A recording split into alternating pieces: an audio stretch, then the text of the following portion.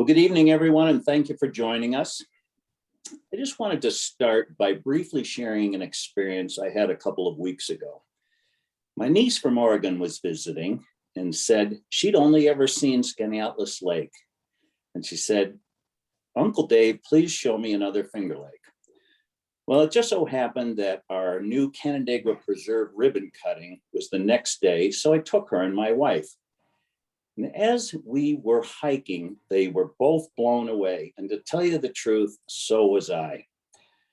Even though I'd hiked it a few times with Andy, being there on opening day was different. When we got down one hill and looked back up at the next group enjoying the spectacular view, it made such an impression on me, and I was struck by how special and meaningful our work is. So thank you for indulging me. It was a meaningful day. So now to get to the meat of it, I'm going to turn this over to our Executive Director, Andy Zepp, to update you on our progress and introduce tonight's speaker, Gian Dodici. Great, thanks, Dave, and thanks everyone for joining us tonight. Before I provide an overview of our recent projects and activities, I'm delighted to have the opportunity to introduce tonight a good friend and a colleague, Gian Dodici, a biologist with the U.S. Fish and Wildlife Service. And Gian is specifically associated with the Federal Fish and Wildlife Service's Partners for Fish and Wildlife program, which is a terrific program that works with both private landowners, and since we are a private nonprofit, we count as a private landowners, with nonprofits like ours to restore fish and wildlife habitat. So the Land Trust has worked with the Fish and Wildlife Service, whose office is out of Cortland, for a number of years now. And Jan is going to share some of the projects that we're working on, but also his perspective. He's about to enter his 20th year with the service, starting in New Jersey, but much of that time spent here in the Finger Lakes, and his perspective on, what restoration means in the context of that work here in the Finger Lakes in upstate New York. And he's a resident of Tompkins County. When he's not, at work with the service, he also serves on the Dryden Conservation Board. So I'm delighted, Jan, you're able to be with us tonight, and welcome. Thank you, Andy. Thank you, everyone, for being here, and thank you for your support of this wonderful organization. I've had the privilege of working with Andy and Max and Chris and a lot of different staff folks over the years, and I think we're getting a lot of good conservation put on the ground. I confess to them before, this is a year and a half into the Zoom thing. I've never actually done a Zoom presentation before. So bear with me here while I try to get myself oriented.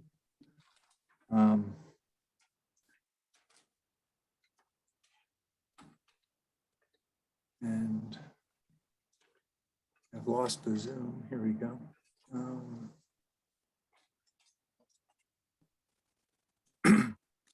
Okay, so hopefully you're all seeing a screen that's just a PowerPoint screen that says USFWS mission, U.S. Fish and Wildlife Service mission. You get a nod? Looks great. Okay. So I guess I just wanted to, for those of you who don't know the U.S. Fish and Wildlife Service, we're a small part of the Department of the Interior. Nationwide, there are fewer than 10,000 employees of the Fish and Wildlife Service. We have multiple missions. We have Division of Law Enforcement, the National Wildlife Refuge System that most of you are probably familiar with, Montezuma to the north and Iroquois a little bit west of here, and then there's some other smaller refuges in the state, and down on Long Island. We do fish and aquatic conservation. We manage the migratory bird program that deals with the major flyways, sets and regulates hunting seasons, works with state partners. Our Office of International Affairs, we work on CITES, the Convention on International Endangered Species Trade. Our Wildlife and Sports Fish Rec program returns a lot of money to the states that they get from taxes from the purchase and sale of fishing equipment and firearms, ammunition. And then lastly, there's a small branch of the Fish and Wildlife Service called Ecological Services. And within that, there's the Endangered Species Program is handled, our environmental contaminants biologists, and then our conservation planning that deals with NEPA, or National Environmental Protection Act, that was enacted in the 70s, that every federal project has to make sure we comply to the federal standards. And then lastly is the Division of Habitat and Resource Conservation, under which our program, Partners for Fish and Wildlife, resides. And as Andy said, we work with private landowners and municipalities, basically anyone who isn't a state or federal entity, to implement habitat restoration on those private, non-state or federal lands to benefit federal trust resources. And federal trust resources are migratory birds, threatened or endangered species of conservation concern, and then other species that are the higher ups decide are important. So, for example, in the eastern seaboard, we work a lot on brook trout, which technically don't fit into a federal trust resource, but it's a species of concern. It's our only native salmonid in the Northeast, and so we're tasked with implementing projects that benefit brook trout. So a lot of what I do is fish passage work, restoring tributaries for brook trout, spawning habitat, and just general population dynamics. The types of projects that we implement are varied. Basically, any type of habitat restoration project you can think of, we've probably participated in. Our big ones are wetland projects, early successional habitat projects. I mentioned stream projects, and then sort of riparian buffers, fencing. So we work with farmers to install fences to keep cattle, livestock out of streams, and that type of thing. So.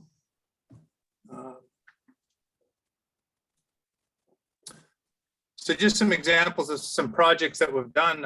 Andy mentioned some of the work we've done. This is the West River Preserve over south of Canandaigua Lake. Dave mentioned Canandaigua Lake earlier. This is on the south end, down near Naples.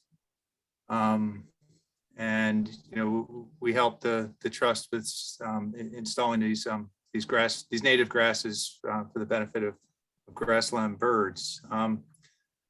Wetland projects we've worked on with the land trust, Staghorn Cliffs over in town of Stafford, in Onondaga County.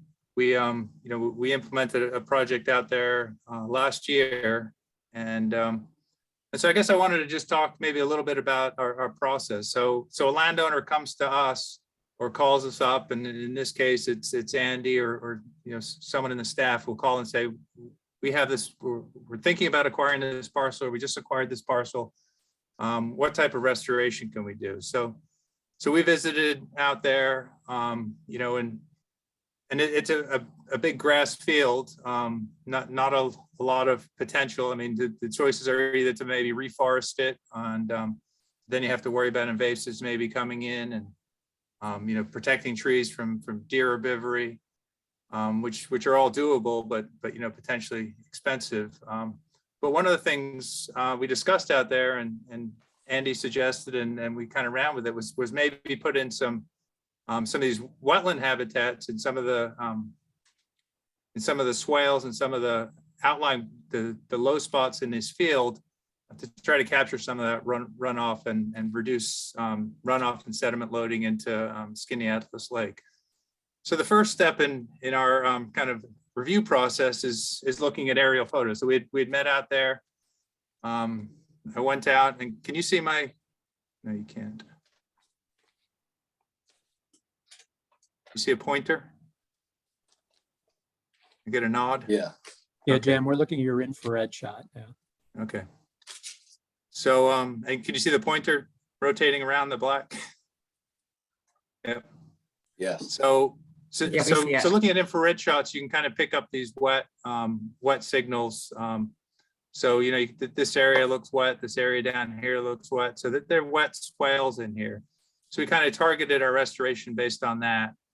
And the contractor went out there towards the end of last fall, dug these swales in these low-lying areas. And so this is the one that was down in that southwest corner. And this is, a late summer shot this year. The conservation mix that we planted is well established. It's holding a little bit of water. I mean, this year it's probably wetter than a normal year because we've had so much rain.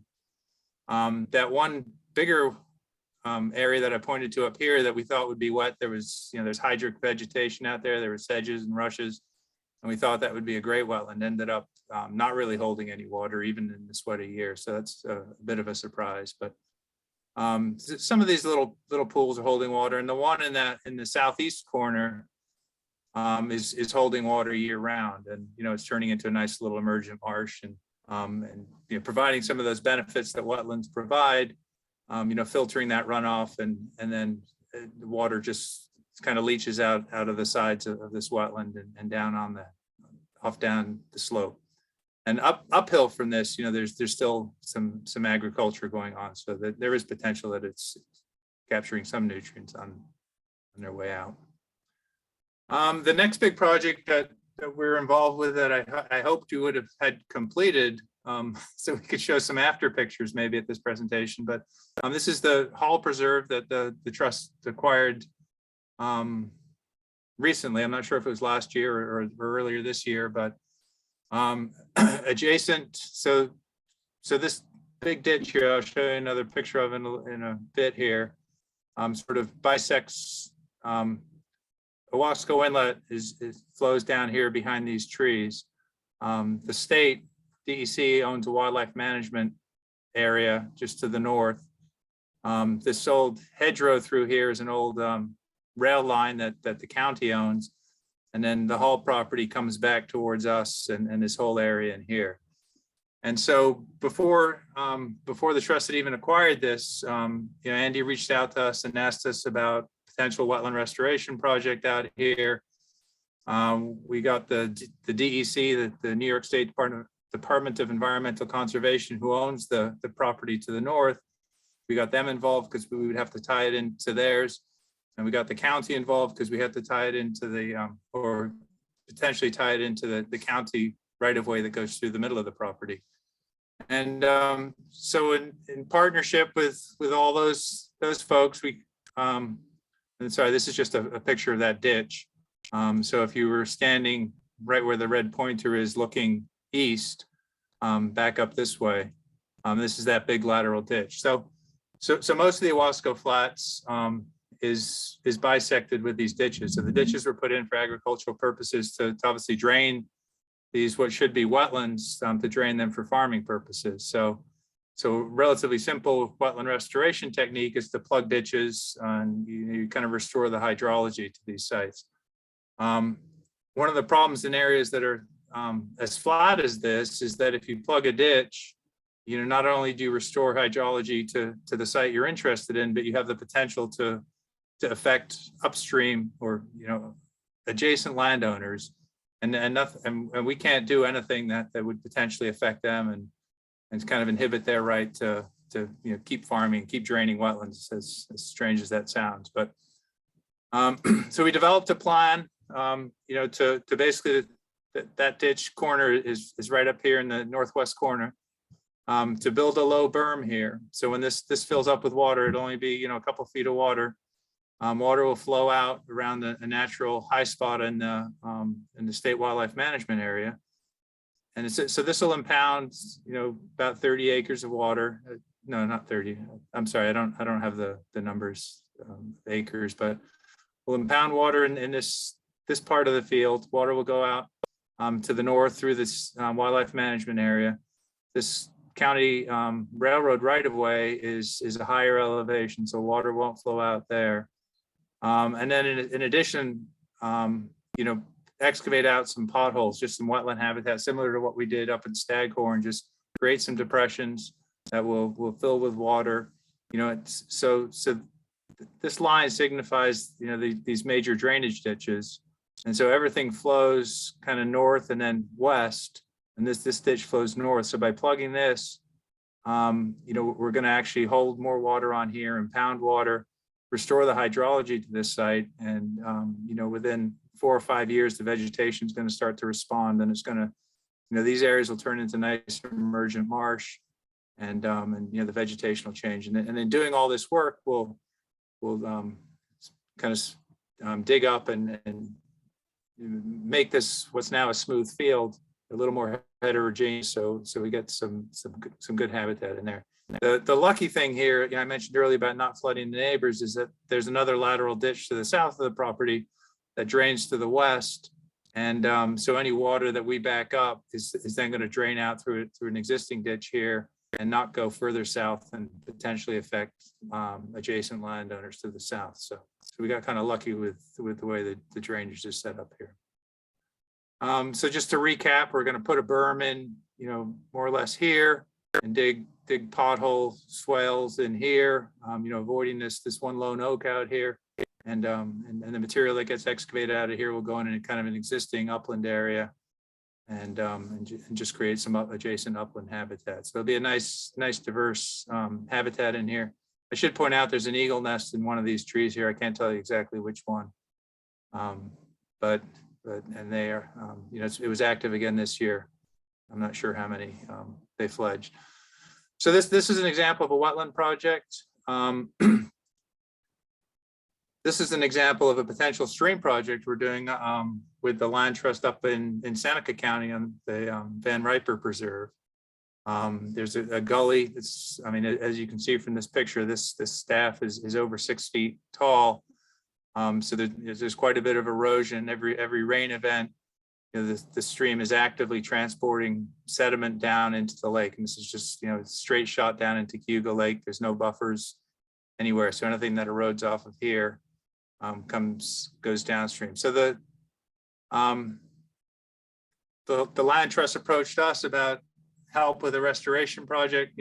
We developed a plan using techniques that I'll talk about here in a minute, but basically it's to install a bunch of step pool. I guess let me just show you by an example. So so this photo here on the left is a stream that's cut down. It's in size or steep vertical banks, similar situation to what we have at Van Riper. And we go in and put these, basically grade the banks back, lift the stream bed elevation up, put these grade control structures in so the stream doesn't cut down anymore, and basically give the stream a floodway down the slope so it can mitigate it. It can dissipate energy as it goes down, reduce that bank erosion, and stabilize the whole reach. And so this is this is in Oneida County. Again, this is a project we did a few years ago, and this is one growing season, not even a growing season afterwards. And you can see how these grade control structures hold the grade. And I have another picture coming up of the same site. So these were just vertical banks similar to what I showed you earlier from Van Riper, but and we stabilize it with these structures. So this is kind of just a cross section to show that. So the dotted line in the middle is kind of the gully, the existing gully. We bring that bed elevation up. We cut these banks back. The material we cut back on the banks goes into the fill at the bottom, and then so we stabilize the grade with these structures so it can't. So the problem is that as the stream cuts down, it's eroding those banks. So we stop it from cutting down, and then give it less of a steep banks and vegetate those banks so it doesn't erode on the way down.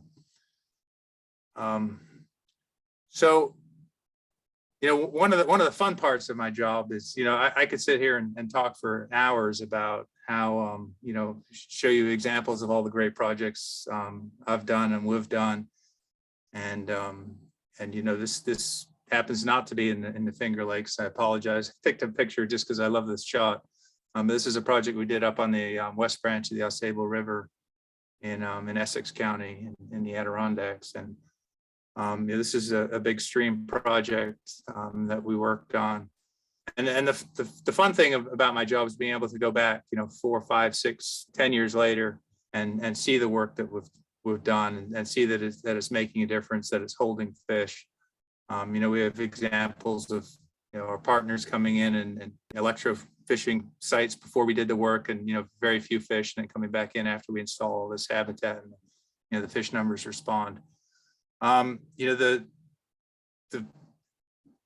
fortunate to live in the Finger Lakes and be part of the vision that Andy and others are seeing in this region, and and being able to work on projects that develop and enhance the properties that the trust is acquiring, being able to go in there and do this conservation work to benefit the species that are here. Obviously, the folks that get to go out and hike and see these sites get to experience the benefits of these projects, and it's just for me it's a wonderful experience, and so I guess I don't consider work really, because I get to do stuff I love. I get to go back out and watch all the successes. The flip side of that is that we often hear that we don't know what we're doing, and we're this natural channel design, stabilizing streams with natural materials.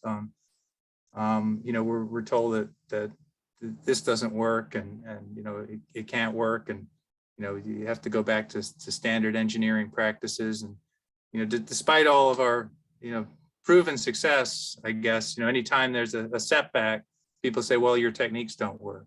They don't consider the fact that we have record flooding almost every other week, especially recently. So it's a privilege to do the work that I do, and I'm thankful that I get to do it. It's a privilege to work with organizations like the Finger Lakes Lion Trust, and they're not the only NGO that we work with, but your reach is wide in the Finger Lakes, and you're acquiring a great diversity of parcels, and bringing us in to help restore them is it's very meaningful, and I appreciate it, and I'm sure that your members appreciate it, and non-members of the public who go out and visit your preserves, I'm sure appreciate it. So with that, I'll stop. I think we're saving questions till the end. Is that right? I think we can take questions now.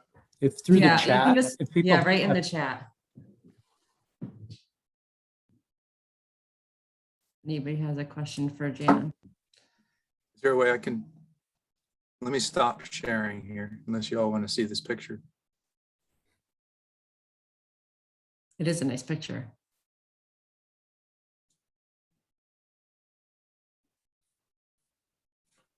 In a few years, I'll have a nice picture of the Hall Preserve to show, or the Hall property.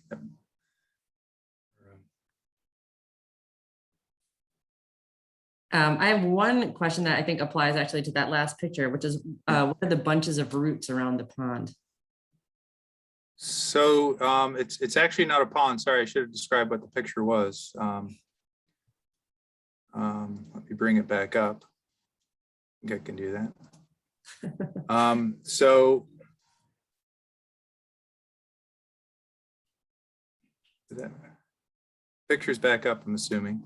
So all these are root wads. So they are root wads, but this is the outside meander on a stream. This is the west branch of the Ausable River. It flows out of the high peaks in Lake Placid, basically, and flows west or north and east into Lake Champlain.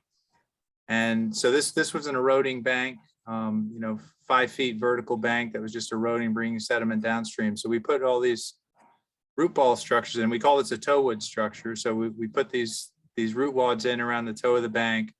These rocks out here we put in there as grade control to basically keep this pool flat, and then built this bench back up and vegetated it. And this is probably 2 years after construction, and so that's what that is. Sorry, I didn't explain that better. I guess along the same line of how those root balls help stabilize. We have a question here about at the bottom of the streams. You showed that great picture of the stream and how you regraded it. What structure do you use underneath that to stabilize the bed? we use either a combination of rock or logs or both. And you know, the whole stream bed doesn't need to be stabilized. We just need to stabilize it at intervals that are kind of a function of slope. So the steeper the slope in a system, the closer together those, we call them grade control structures, the closer together those need to be. So at Van Riper, where it's very steep, it's almost 10% slope, we need to put a lot of structures very close together. And we're going to be using ash trees that are dead or dying on site, other dead trees on site. And the contractor is probably going to end up bringing some trees in and then rock just to stabilize those. And so bringing that bed up and laying those banks back will then just stabilize the whole region and reduce that erosion. And, I could show you many more pictures of projects where we've done that. And, it's very effective. Most of what we do in this natural channel design is using native materials, and we try to build with these structures. We try to build an infrastructure that the river can then work around. But eventually, the hope is that the vegetation, the trees will become established, the roots, and it'll start performing again as a natural system rather than something artificial. We could go in and just rock the heck out of it. You just put a bunch of riprap, put big boulders in there, and just riprap it and harden it and armor it. And it might be effective, but it's not going to have any real wildlife benefit to that. It just becomes a sterile water conveyance corridor. What we're trying to do is restore it to a natural functioning stream. What we don't really have time to talk about is the underlying factors. Why is it degrading? Why is it incising down 4 feet? And there's a lot of things contributing to that, and oftentimes we can't address those things. So we're just trying to stabilize what's there under current conditions, because we can't set back the clock and reduce that runoff and reduce those sources of runoff. So we did just talk about the Van Riper project, which is erosion mitigation around Cayuga Lake. Are there other Cayuga Lake specific erosion control projects you have? Not that we're working on with the land trust. We've done quite a bit of work in Cayuga Inlet over the years, in the town of Newfield and Danby too. Our big issue really is funding. There's lots of there are lots of opportunities to do work. It's just trying to come up with funding to do that work. Stream projects are expensive. This isn't a pitch, but there's only 2 of us in the office, myself and Carl who do it.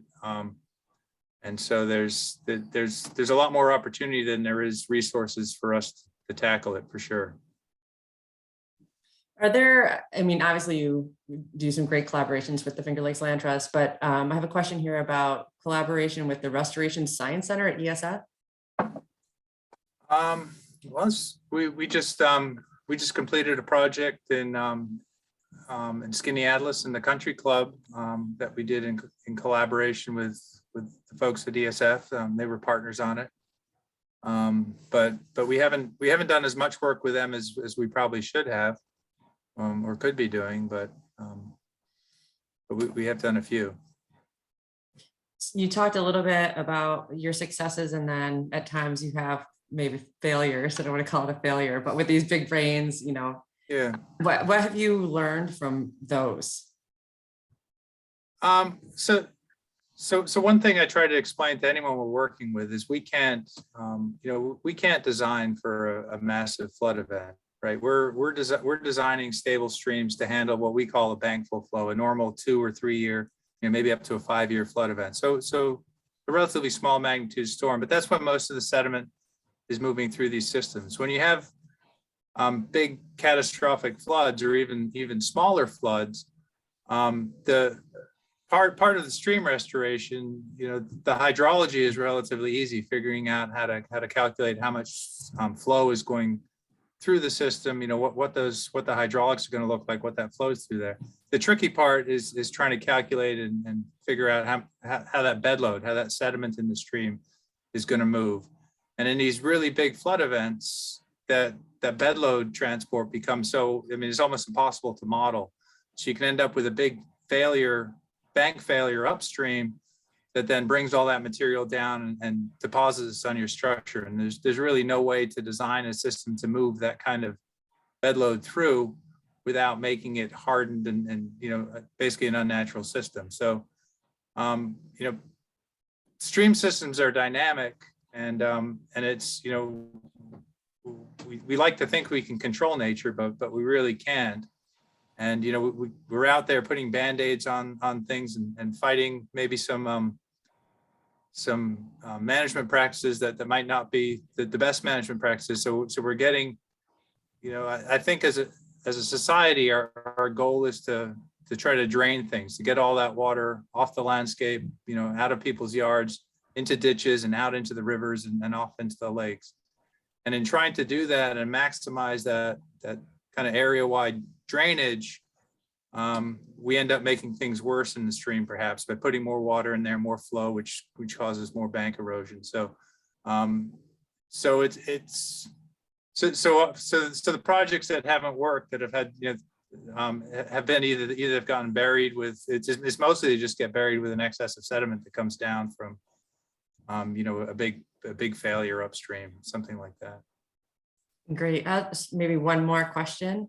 What types of projects, if you look at all the projects across the Finger Lakes region, would you say are the highest priority for your organization? Well, I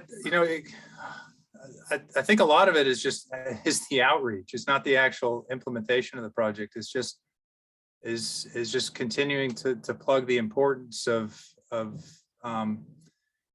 trying to reduce runoff, trying to do a better job managing stormwater, making sure towns enforce what few stormwater management rules they have in place, making sure that they do enforce them, or maybe strengthen them. Because again, I think the big issue is us trying to get water off the landscape into these aquatic systems and out into the lakes, and in basically increasing those flood flows into our aquatic systems, we're then causing all that sedimentation and all that erosion and causing all those other problems, and all the increased runoff from farm fields and everything else. So I think a big component of it is restoration, is that public outreach part. If I had to pick a suite of things for restoration, it would be trying to stabilize some of these big sources. Cayuga Inlet's a big one on Cayuga Lake. Some of the I'm not as familiar with Seneca Lake, but Catherine Creek brings in a lot of sediment from some of those tribs out there, and we're working with Finger Lakes Museum and Cayuga Lake on a stream bank stabilization project. So there's a lot of projects out there, but there aren't enough people really to address it. I think it's more that cultural shift that we need to figure out how to move in a more sustainable direction. Because I think frankly it's where we are going now isn't in a good direction as far as our water management. Thanks so much. You're welcome. Sorry to end on a somber note. Well, hopefully Andy will have a little bit of positive news, some positive. Well, yeah, I want to thank Gina too for joining us tonight and for your partnership. And just to mention that by design, the stream restoration at the Van Riper Preserve in Seneca County, one of the things that's compelling about that project is it's nice for that small stretch of stream that you can go tomorrow and visit and look at it. But that's a common scenario throughout the Finger Lakes. That stream was highly altered when they redid Route 89, State Route 89. They did massive changes in the 70s or 1970s probably. And it has a common problem. And as Jan mentioned, we need a cultural change. And part of that culture is not just citizens, but agencies. So we're very much doing this in full partnership with the Seneca County Soil and Water Conservation District. And once that project happens, we're really going to go the extra mile for outreach to get other county officials, soil and water districts, because a lot of folks still throw big rock at these problems. They engineer solutions that I would say more often than not, I see don't take the whole system into account and over time don't work. So we're big proponents of the natural stream design that the Fish and Wildlife Service does. And our hope, though, is that Jan and Carl in Fish and Wildlife can continue and grow their team, but really we can see highway departments and county agencies and other state DOT, for example, using those practices rather than engineered solutions that are cement walls or riprap. So Jan, thank you so much for all the work that you're doing. And if it ever stops raining, we'll actually do these projects and we will share the results with all of you. I am going to share my screen now and show you what we have been up to.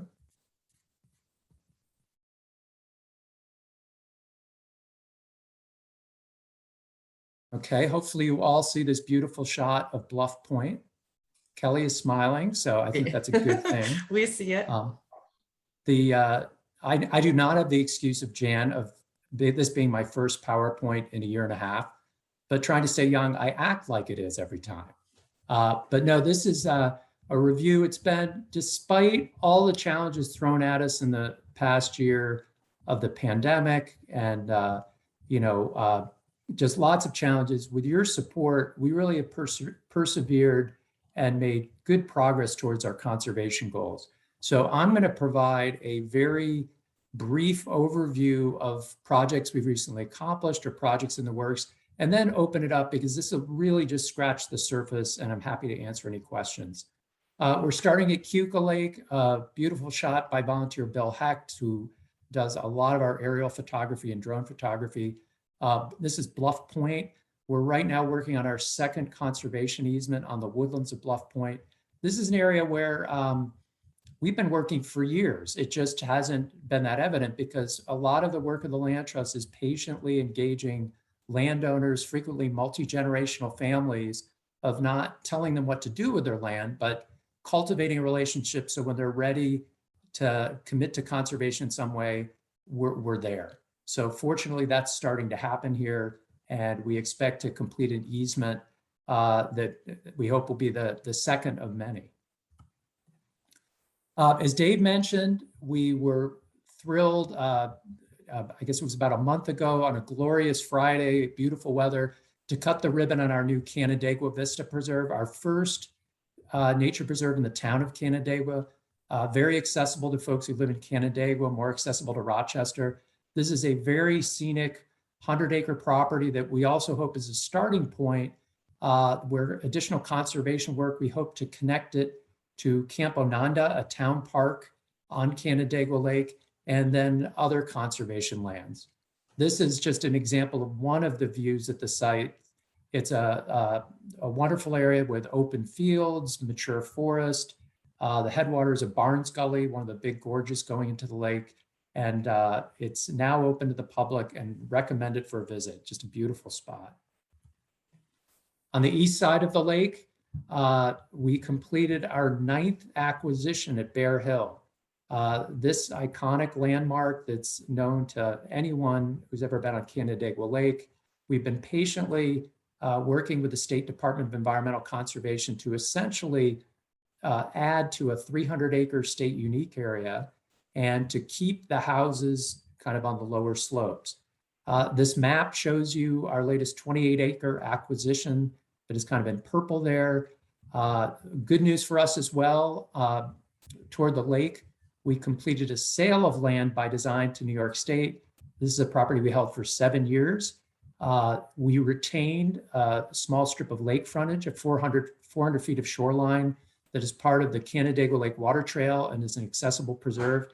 And just to give you a sense of how long this project, this is at least a decade-long project, to acquire the 70 acres on that hill, which is a very prominent steep hillside on the lake, and the 400 feet of shoreline.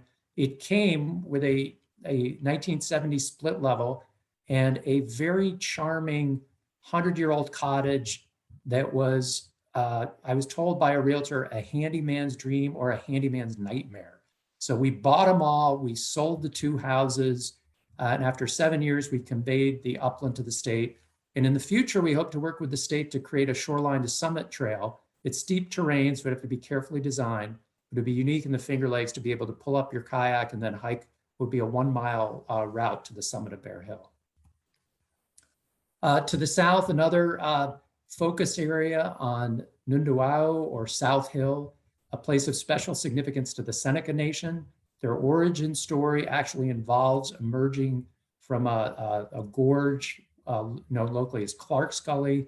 After years of cultivation, we actually acquired the mouth of the gully, and we've initiated conversations with both the Seneca Nation about making this site accessible to them, but also the New York State Department of Environmental Conservation that owns all the land surrounding the site.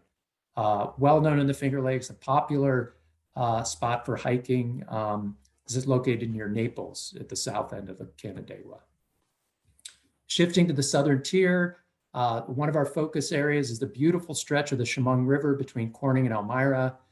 We have a strong partnership there with not just New York State, but several municipalities, most notably the town of Big Flats, where off State Route 352, we completed the establishment of a public conservation area with 1,000 feet of river frontage, which is now owned by the town, and we hold a conservation easement to ensure that it's kept as a conservation area. At our largest preserve, which is near there, Steggy Hill, we also partnered with the town and through a state grant, made some much needed improvements. We had a traffic safety issue. We had a old, somewhat sketchy parking area. So we expanded the parking area to make it safer with support of the town as well as the state, and also put in a professionally designed interpretive kiosk. And I want to recognize on the right side of that photo is Bob Corneau, who after 30 years of stewarding Steggy Hill has kind of retired from day-to-day service. But he has done a tremendous amount of work for us, as do many volunteers who take care of these lands. Nearby, we have a preserve on the Shaman River that was donated by the Kehoe family, and we partnered with the Upper Susquehanna Conservation Alliance to clear invasive, non-native invasive shrubs from a streamside area and plant native trees there. We've been doing a lot more restoration work. At Otisco Lake, we planted a year ago this fall a lot of trees, and this year that meant making sure that the trees didn't get shaded by competing vegetation. So that work went on there. At 6 Mile Creek near Ithaca, we've also done some tree planting in partnership with the Tompkins County Soil and Water Conservation District, and important both for habitat and water quality near these waterways. And learning that it's really easy to plant the tree, and it's a lot harder to get it to be 10 years old. Coming up next in the southern tier, this is a little bit of false advertising because it's called Tufts Island. And if you see what I'm seeing, I see 2 islands, but we are buying both of these. This is about 36 acres of floodplain forest near Owego. It's actually our second island in the Susquehanna River we've conserved in this area. It's terrific habitat for bald eagles, waterfowl, migratory birds, and a freshwater mussel of special conservation concern, the yellow lamp mussel. This is a preservation project. People who might come by in a boat can stop there as they have in the past. We are simply acquiring this to ensure that someone with time on their hand and power tools doesn't try to get really creative on what still is waterfront. So this is something, an acquisition that should be completed by the end of the year. Now, we've had a tremendous year on Cayuga Lake. This is a view of our new Cayuga Cliffs Preserve, where we worked with the Sims family to acquire 200 acres with 4,300 feet on the railroad that borders Cayuga Lake. So effectively conserving 4,300 feet of shoreline, along with mature oak hickory forest and about 75 acres of meadow. And for those of you who've ever been to Teganic Falls State Park on the lake there, this is essentially that scenic green wall across the lake. This is a different perspective on this new preserve. And we will be completing a natural resource inventory, developing a management plan, and opening that to the public probably in 2023. Now, as we completed that project, we also, after years of conversations, have been focused on Bell Station. For those that aren't familiar, on the right side of the screen, at the far right, is the now defunct Milliken Station coal power plant. But years ago, there was a plan to build a nuclear plant at the site. And New York State Electric and Gas sold the coal power plant, but kept 470 acres that you see here that features 3,400 feet of shoreline and a good bit of agricultural land as well.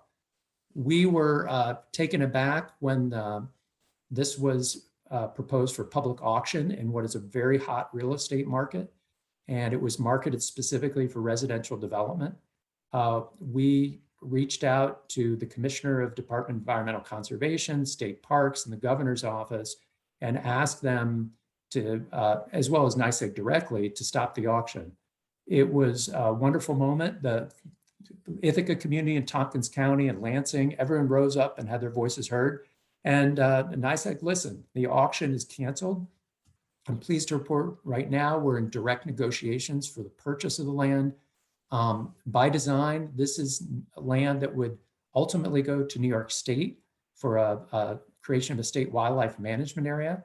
This has been identified in name in the state's open space plan for years, but also at the easternmost edge of this property, which is about 1.25 miles from west to east, based on the interests of the town of Lansing and a proposed solar project that has been proposed for part of Milliken Station. Some of those fields are expected also will be utilized for solar.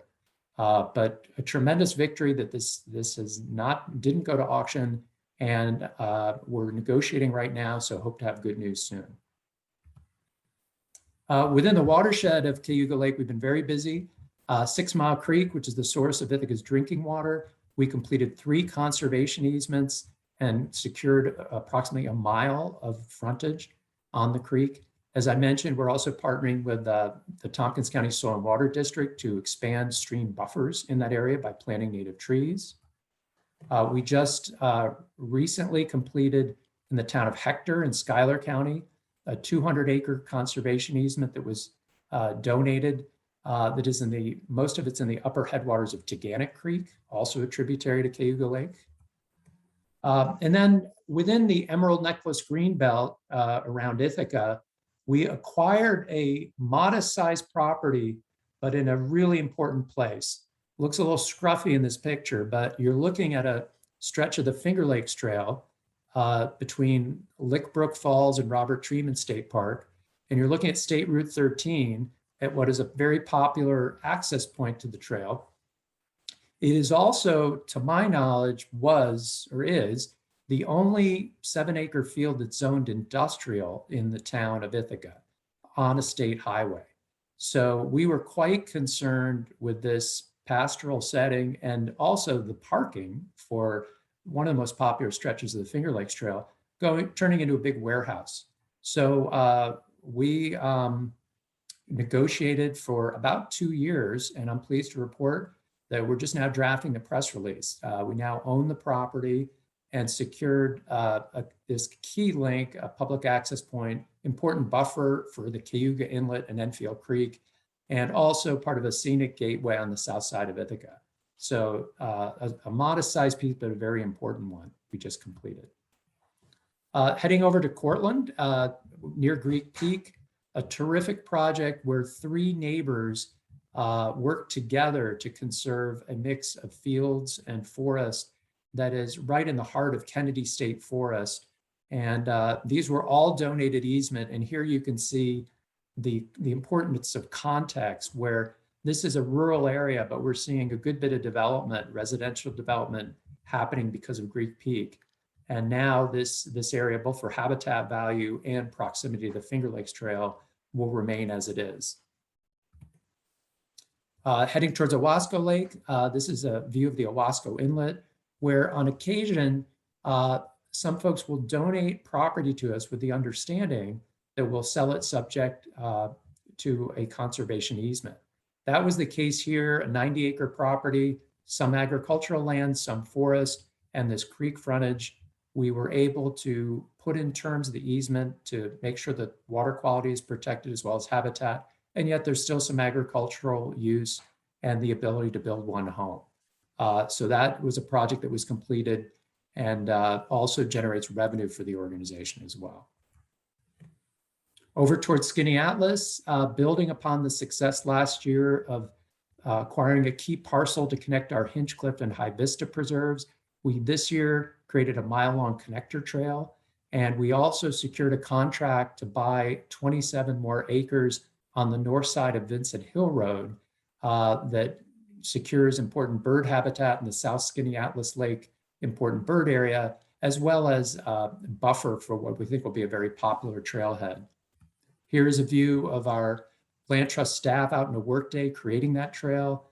It's now open and can be accessed either from Vincent Hill Road, where our High Vista Preserve access is, or the south end of our trail system at the Hinchcliffe Preserve. This is echoing Jan a little bit. This is that field he showed near the Staghorn Cliffs on Skinny Atlas. This was the contractor in action, taking what was a hay field and is still an open meadow, creating these vernal pools. But this shows you the effect. This is a view from a drone from Bill Hecht. You can see these pools, most are filled, providing both habitat value. As soon as there was water in them, I was out there and saw a spotted sandpiper the first time I was out there, but also important for Skinny Atlas Lake, filtering runoff, letting storm runoff percolate into the groundwater, then running straight down into the lake. Before agriculture, there were many more of these swales and wetlands, and we're going to be putting them back on the landscape. Just south of Skinny Atlas Lake, off Route 41, we worked with the Birdsall family a second time and the State Farmland Protection Program to protect the scenic farm, which includes more than 4,000 feet of frontage on that state highway. And next week in the Skinny Atlas watershed, a beautiful area, Ripley Hill, which is right next to our Hinchcliffe Preserve, we expect to close on another easement on more than 500 acres of farmland with the Franklin family. And this is important not just for sustaining farming, but most of these farms also have a lot of natural land, stream corridor, and so on, and the easement provides for protection of them. Now, many of you may know that we launched a water quality initiative several years ago and are doing much more work with lake associations, soil and water district, and Fish and Wildlife. That work continues, and we have a long way to go. This is a shot taken by Bill Hecht just, I think, earlier this week, but before yesterday's big rains. This is where he lives, up on the northern end of Cayuga Lake on Yoggers Creek. And this is the big issue you see of sediment loading and with nutrients going in as well. This is just from 2 or 3 days ago. So we really intend to keep expanding our work there, always in partnership, particularly with our lake associations and our local governments. This is just another view of that Van Riper project. And again, this is not a big stream, and the hope is that by doing this right, we can then get all these other people doing this work in the region to adapt these practices. And here's just another view of the Ohasco Flats. For those who aren't familiar, the Flats is about an 800-acre area at the south end of Ohasco Lake, once almost entirely wetland. Some was drained and is still in agriculture. Some was drained and is too wet, so it's kind of semi-reverted. And what we're doing is parcel by parcel, it becomes available, trying to knit that back together and create a more robust wetland system, both for habitat, but then to filter one of the main sources of water to Ohasco Lake. Now, after thinking about the challenge of water quality, which is pretty daunting, I did want to shift to a success, and that is down at our Lindsey Parsons Biodiversity Preserve, where the fields, if you go there today, are just stunning, beautiful rolling fields on this glacial terrain. About 15 years ago, they were pretty much infested with extensive areas of honeysuckle. So through the Partners for Fish and Wildlife program, we received some support to start bringing those fields back, yanking out the honeysuckle and mowing. And that was continued in a big way by John Smith, our neighbor, who is an amazing volunteer who continues this work. And just this summer, I was out there with John Fitzpatrick, who just stepped down from the Lab of Ornithology, and he confirmed nesting bobolinks, which was one of our goals. They previously nested at the preserve. The habitat got too shrubby. Now they're back. And this bird, which is a particular conservation concern, we now find at several preserves, but really looking at making sure that once our name is on the deed, our work isn't over, but we just manage this with the resources and abilities we have to really make it as good habitat as we can. And before opening up for questions, I do want to mention that despite the challenges of meeting new people in the pandemic and getting people to preserves, masked, unmasked, and so on, we really recognize that we have to do more to get people who aren't visiting our preserves or connecting with the land trust to these lands at the same time that we go to places like Geneva and Auburn and Elmira and figure out what is the role we need to play to serve the entirety of our community. This is just one example. This is English as a second language class being introduced to our Thayer Preserve in Ithaca for the first time. But we're looking at this across the region and not one approach, both starting to do more programming and also doing a lot of listening. So this is something you're going to hear more about in the future. So that was a very brief overview, but I did want to share all that good news and thank you all because you make it possible. And just to mention, the work has gotten harder. For most of the years I've been involved with the Land Trust, the Finger Lakes region has pretty much been a buyer's market. We would get an appraisal handed to someone, they'd say that's fair, and we would buy it. Well, in case you haven't noticed, particularly in places like Ithaca, Skinny Atlas, Canandaigua, it is a super hot market and it is very challenging, not just for competition, but as a charity, we have to document that we pay a fair price, and appraisals are really good at looking backward in time, not projecting the future. So with that said, though, you can see all the work that's been completed. And I think it's just a testament to all the years leading up to this of the relationships developed and the landowners cultivated that it's paying off. So thanks again for your support. And with that, I'll open it up for any questions. Great. I actually have one for Gian before we take it back to you, Andy. And you mentioned outreach as one of your biggest questions. And I had a question from somebody on the call about if they have, a severely eroded stream near them that could use some help. Is there a way to contact you or your organization, or how would somebody go about doing that? Yeah, sorry, I should have put that contact info on the slide, but I'm sure someone you can pop it in the chat. Okay, yeah, I can do that. I can give you our office phone number, and if you can ask for either, well, just ask for me, and I will do that. Yeah. All right, great. And then Andy, the first question that came up actually was while you were talking about the Sims preserve. Will the railroad company prevent public access to the lake on that preserve? It's less the railroad company than the terrain. This really literally is Cayuga Cliffs. There is a cliff. So the property does have a right of access to the lake. I can't describe exactly, it's limited, but honestly, there is a cliff. So this is a preserve where there'll be opportunities to look out over the lake, like our Wasco Bluffs Preserve, but it's one of those where it is more looking at the lake than having access. One of the things exciting about the Bell Station property that we're working on in northern Lansing, much more accessible terrain to get to the lake. So that's one of the reasons we want to put that in public ownership. So that'll be a great place for the public to be on the shore for different purposes. Great. You must have done a very thorough job of your project update because there aren't very many other questions.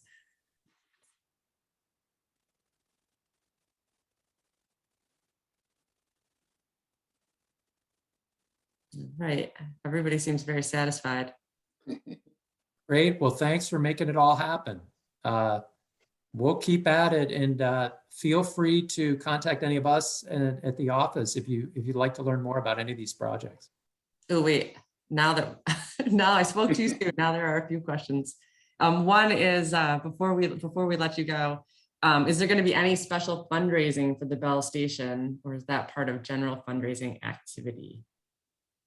There will be, and the good news is that since we're buying the property and then going to sell it, a lot of the funding we need is for interim financing. We're assuming a period of 2 years, and we've already talked to the Park Foundation, which has been very supportive, so that most of the purchase price we think will be covered, but we will need to raise funds, and in part to grow our opportunity fund, because we acquire lands like this, and then when we sell it to a state agency, as at Bear Hill I mentioned tonight, that was 7 years. But if we hadn't acted, that would have been sold probably for development. So our opportunity fund is essentially a revolving loan fund that's internal that we can replenish. So in this case, it's with the cost of Bell Station, we will actually get some outside financing, but we also hope to grow our opportunity fund to use towards Bell Station, but then when we're paid back, the next project, and we do this all over the region. Currently, I can tell you that the fund is supporting acquisition at Bear Swamp and Skinny Atlas, Ohasco Flats, Connecticut Hill Wildlife Area, Bear Hill, the Shaman River. So it's invaluable, because if we didn't play that role, those lands would not end up in the public domain. Great. And then one more before we let you all go for the night. Is the land trust taking any action on Bitcoin mining? We are not specifically commenting on legislation, and folks should know that the Tompkins County Legislature, Anna Kellis, has proposed legislation. I personally have a strong feeling about Bitcoin or Bitcoin mining, but one of the ways that we can do all the things you see on the screen is that we stay focused, and that there really need to be other groups who understand the legislation and can apply the energy and bandwidth. So we typically don't get involved in advocacy issues like that, not because they're not worthy, but because if we did that and lots of other environmental advocacy, we would deliver less in terms of conservation. I encourage people to learn more about the issue and Anna's proposed legislation, but that's something that until the board decides otherwise, we haven't taken a position on. Great. Well, thank you. Thanks, everybody. For coming. All right. Thanks, Gian. Can I just say a last few words, please? Thank you, Jan, for such an informative talk. And you do great work, and we look forward to working a lot with you. And I don't know about you guys, but when you listen to Andy's report there, it makes you really proud to be part of this organization. You know, you guys, the Leopold Society, really are the backbone of the Finger Lakes Land Trust. And your continuing support is so crucial to our mission of conserving the lands and waters of the Finger Lakes region. You know, and I guess we're fortunate that we've been able to work outside despite the pandemic challenges. But thanks to you, the organization really is thriving, and more folks are realizing the importance of our work, both for now and for future generations. I got one other little pitch. As you're probably aware, there's an anonymous donor who has again created a challenge fund that matches new donors' contributions and matches increased donations from present members. So we hope that you will all consider participating this year. So on behalf of your very committed board of directors and staff, thank you again for joining us tonight and for supporting our important mission. Hope you've been able to get out in some of the trails between raindrops, and I sure hope we can meet in person next year. Thank you and good evening.